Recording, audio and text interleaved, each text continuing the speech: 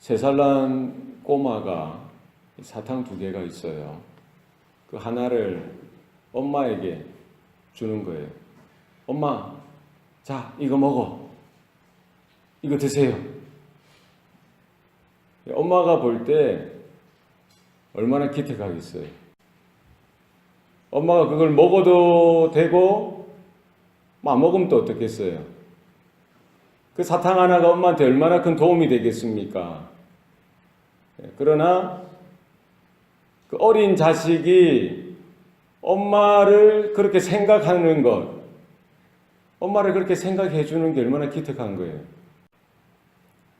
그 아이가 사탕 하나를 엄마에게 드리면은 엄마는 그 사탕 하나 받아먹고 입 싹 닫고 있겠습니까? 더 사랑스럽고 더 예쁘고 더 귀하니까 더 좋은 것으로 그 자식에게 주신다는 거예요. 부모는 그 자식의 마음을 보는 겁니다. 자녀들이 자라가면서 엄마를 생각하고 아빠를 생각하면서 부모님을 생각하는 그 마음이 귀하다는 거예요. 자식이 아무리 큰 선물을 부모에게 드린들 아무리 돈을 많이 벌어서 어머니에게 아버지에게 뭐 드린다고 해서 그 부모의 은혜를 다 갚을 수가 있겠습니까? 부모는 뭘 보는 거예요? 그 작은 손길 안에 그 자녀의 마음을 보는 거예요. 그래서 기쁜 겁니다. 우리가 하나님 앞에 나아가는 모습도 이러합니다. 우리 하나님 앞에 뭐 찬양하고 기도하고 예배드리고 또 헌신하고 수고하고 봉사하는 모든 모습이 그러합니다. 우리가 하나님 앞에 드린다고 해서 하나님이 뭐 크게 도움이 되시겠습니까? 크게 뭐 어떤 뭐 없던 게 생기고 뭐 하나님 앞에 그 덕이 되겠어요? 있으나 마나한 겁니다. 그러나 자식된 우리가 하나님을 생각하고 하나님의 은혜를 조금이라도 깨닫고 감사함으로 사랑함으로 기뻐함으로 작은 것 하나 드릴 때에 하나님은 그 손길을 외면치 아니하시고요. 기뻐 받으시는 겁니다. 우리의 신앙의 삶 가운데 이 하나님을 향한 마음이 가득 임했으면 좋겠습니다. 다윗은 이제 통일왕국의 왕으로 등극하고 나서요. 하나님의 법궤를 예루살렘으로 모셔드립니다. 그리고 이제 보니까 자기는 백향목 집에서 편안하게 안락하게 아주 넉넉하게 살고 있는데 여호와의 법궤는 여전히 휘장 가운데 있는 것을 보고 마음이 좋지 않았어요. 다윗의 입장에서는 이것은 아니다라고 생각했던 거예요. 그래서 하나님 앞에 구하는 겁니다. 하나님의 성전을 짓기를 원했던 거예요. 그런 소원이 생겼습니다. 하나님의 언약궤가 하나님의 법궤가 거할 수 있는 성전을 지었으면 좋겠다는 거예요. 그러나 하나님의 응답은 무엇입니까? 하나님의 대답은 무엇이에요? 승낙하지 아니하셨습니다. 오히려 나단 선지자를 다윗에게 보내셔서 내가 거주할 집을 짓겠느냐 물으시는 거예요. 내가 광야에서 너희들을 먹였던 너희 지파들 중에 어느 하나에게라도 어찌하여 너희가 내가 거할 백향목 집을 짓지 아니하였느냐라고 내가 따져 물은 적이 있느냐? 그러지 않았다는 거예요. 애굽에서 너희들을 건져내어서 너희들을 인도하면서 내가 집에 거한 것이 아니라 성막 가운데 장막 가운데 그냥 지나다녔다는 거예요. 하나님이 말씀하시는 게 뭡니까? 하나님이 중요하게 생각하시는 게 뭐예요? 하나님의 임재 자체가 중요하지 건물이 중요한 게 아니더라는 거예요. 하나님의 임재가 없다면 건물이 무슨 소용이 있습니까? 하나님의 거룩하심과 하나님의 영광이 드러나지 않는데 아무리 휘황찬란한 건물을 지어본들 그것이 무슨 소용이 있겠느냐고요. 하나님은 그것을 다윗에게 교훈으로 주시기를 원하셨던 거예요. 지금 당장은 아니지만 결국 그 다윗의 마음만 받으시고요. 그 마음을 확인하시고 그에게 그 당대는 아니지만 그 다음 때에 하나님께서 내가 너를 위하여 집을 지어주리라 라고 약속하시는 거예요. 사람이 손으로 짓는 집이 아니라 하나님께서 다윗을 위하여 집을 지어주시겠다라고 언약을 맺어 주셨던 것을 볼 수가 있습니다. 물론 솔로몬 때 성전을 짓도록 하십니다. 그 성전이 이제 바벨론 유수 때 파괴가 되어지고요. 그 바벨론 포로 이후기에 스룹바벨이 또 성전을 짓죠. 또 그것이 나중에 이제 예수님 거의 다 돼 갔을 때 이제 헤롯이 성전을 지어요. 이 세 번의 성전을 경험하게 됩니다. 꽤 멋지고 큰 성전, 초라한 성전, 아주 영광스럽고 희양찬란한 그런 성전을 다 그들은 경험했습니다. 성전을 통해서 제사를 드리고 예배를 드리고 하나님의 은혜를 경험했습니다.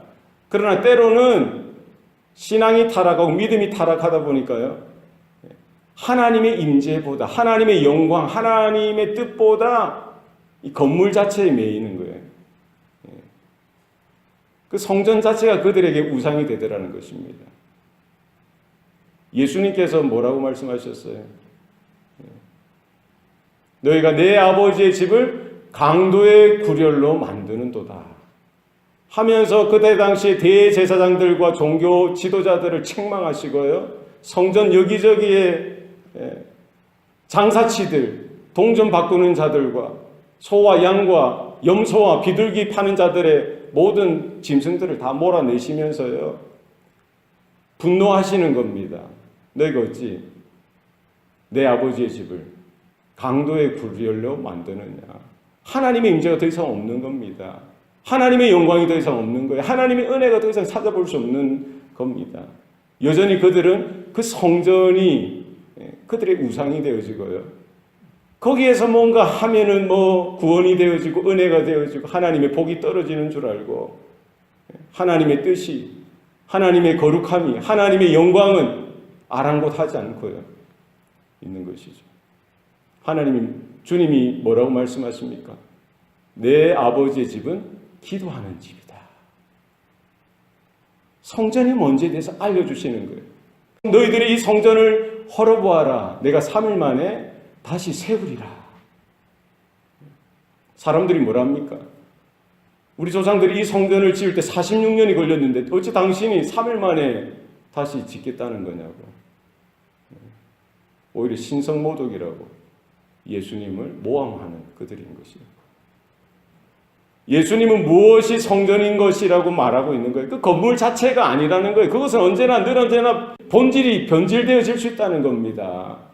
하나님이 거할 집이 안 계셔서 뭐 사람이 짓는 그 집 안에 가두어 할 수가 없다는 거예요. 하나님의 은혜의 방편으로 하나님이 은혜 주시기 위해서 그 자리를 한정지어서 은혜 받을 수 있는 자리로 이렇게 허락해 주신 것이지 그것이 다가 아니라는 거예요. 참된 성전이 뭐라는 겁니까? 예수님께서 십자가에서 죽으시고 3일 만에 다시 살아나신 것. 바로 예수님의 몸이 성전이고요.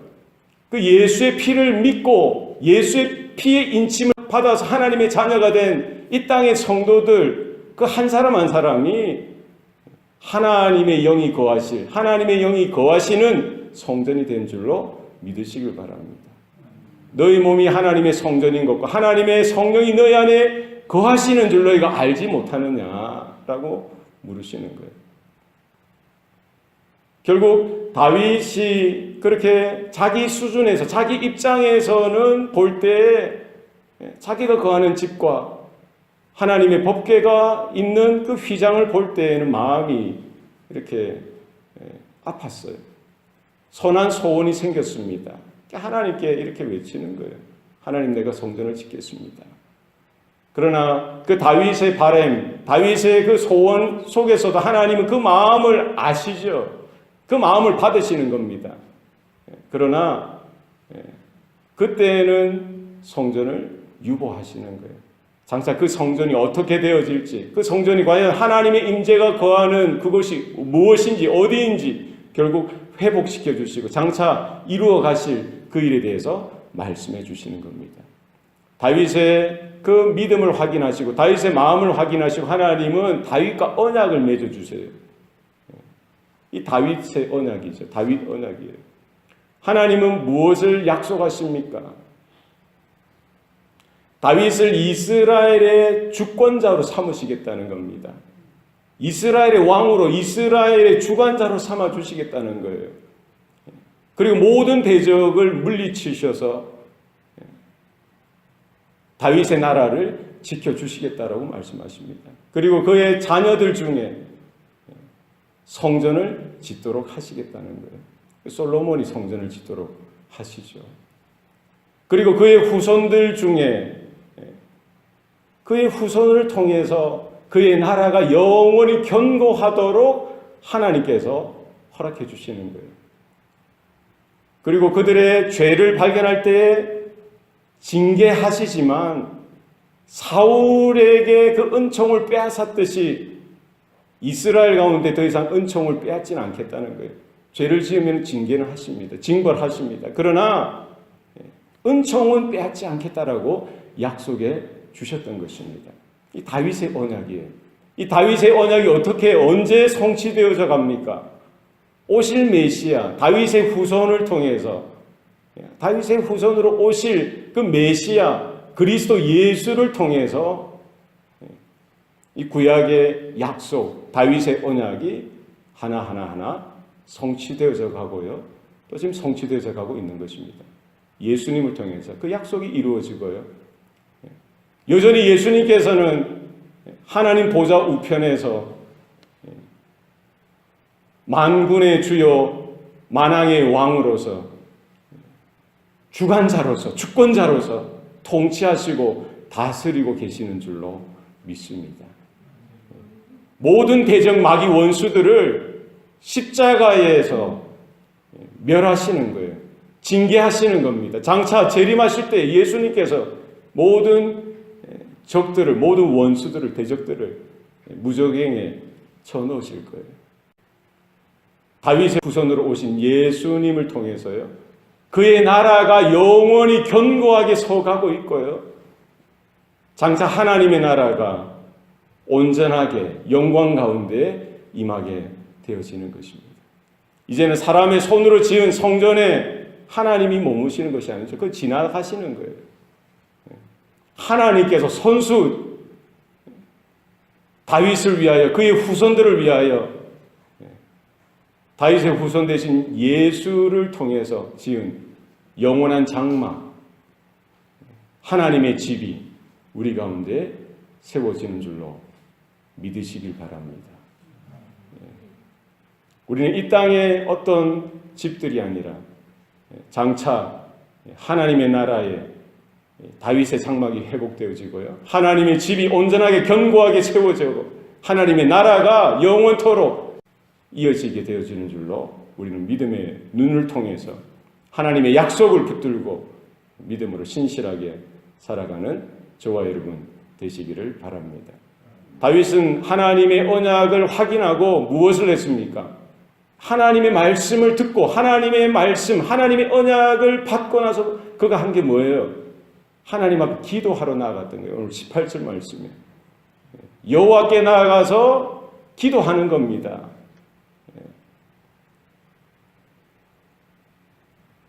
다윗의 기도가 그런 거예요. 우리의 기도도 그래야 합니다. 하나님을 부르는 게 아니죠. 하나님을 부르는 게 아니라 다윗이 직접 하나님께 여호와께 나아갔다는 거예요. 기도가 그렇습니다. 우리가 하나님 앞에 나아가는 겁니다. 그리고 어떻게 기도했습니까? 내가 무엇이간데 나의 집이 무엇이간데 여기까지 이르게 하셨나이까?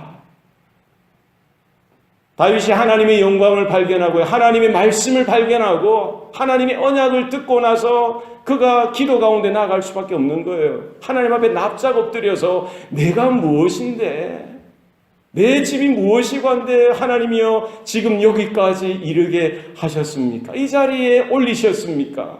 나는 천한 목동이 아니었습니까? 나는 비료와 같은 인생이 아닙니까? 천한 인생이 아니었습니까? 그러나 하나님께서 나를 찾으시고 나를 붙들어 주셔서 지금 이 자리까지 올려주셨습니다 라고 고백하는 거예요.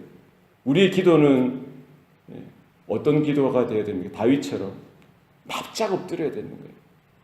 낮아질 때까지 낮아지셔야 돼요. 하나님 앞에 한없이 낮아지셔서 내 존재가 어디에 있었는지, 내가 사망의 그 자리에서, 죄악의 자리에서 신음하던 볼품없던 소망 없던 그 인생이었던 것을 확인하고 내가 그런 존재였습니다. 내가 그런 인생이었습니다. 그런데 어찌하여 하나님께서 직접 찾아와 주시고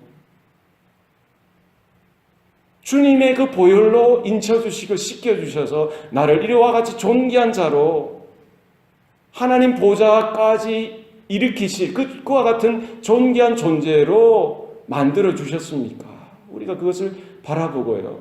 몸둘 바를 모르며 하나님 앞에 기도자로 세워져야 할 것입니다. 다윗이 기도하는 모습이 뭡니까? 하나님이 말씀하신 대로 행하실 것에 대해서, 아니 말씀하신 대로 행하셨고요, 앞으로 장차 그와 같은 말씀대로 행하실 것에 대해서 그 말씀을 붙들고 기도하는 거예요. 우리의 기도가 공허하게 아무런 의미 없이 뜻 없이 습관적으로 드려지는 기도가 되어서는 안 됩니다. 여러분, 한 가지라도 하나님의 약속을 붙들고요, 하나님의 말씀을 붙들고 기도하시기를 바랍니다. 하나님의 음성에 귀를 기울이시고 하나님의 말씀을 가슴으로 받고 마음으로 바꿔서 하나님 앞에 다윗처럼 기도하시기 바랍니다. 25절 말씀에 여호와 하나님이여 이제 주의 종과 종의 집에 대하여 말씀하신 것을 영원히 세우셨사오며 말씀대로 행하사. 말씀 없이 기도하는 것은요, 세상 사람들도 그렇게 기도할 수 있습니다. 불교 신자들도, 힌두교, 이슬람 교도들도, 무속신앙인 가지고 있는 사람들도 다 기도해요. 얼마나 우리보다 더 열심히 기도합니다. 무당들도 방언하는 거 아세요? 무당도 방언해요. 힌두교 신자들도 방언합니다. 이슬람 교도들도 방언하는 사람이 있어요. 의미 없는 것이 아니라 약속을 붙들고, 하나님의 약속을 붙들고 기도하시길 바랍니다. 신들림의 무당 같은 경우에 얼마나 칼이 벌쩍벌쩍 뛰지 않습니까? 의미 없는 기도가 아니라 하나님의 약속을 붙드시고 하나님의 말씀을 붙드시고 하나님 앞에 기도로 나아가는 저와 여러분 되시길 바랍니다. 27절 말씀에 만군의 여호와 이스라엘의 하나님이여 주의 종의 길을 여시고 이르시되 내가 너를 위하여 집을 세우리라 하셨으므로 주의 종이 이 기도로 주께 간구할 마음이 생겼나이다. 하나님이여 나의 귀를 열어주시옵소서. 하나님의 말씀을 있는 그대로 받아들이고요, 하나님의 말씀이기 때문에 장차 이루어질 것을 믿고 우리가 기도해야 하는 거예요. 다윗에게는 다른 거 없었어요. 하나님이 주신 약속, 하나님이 주신 말씀을 그의 생애 가운데 하나님이 이루어 주셨던 것을 경험했던 겁니다.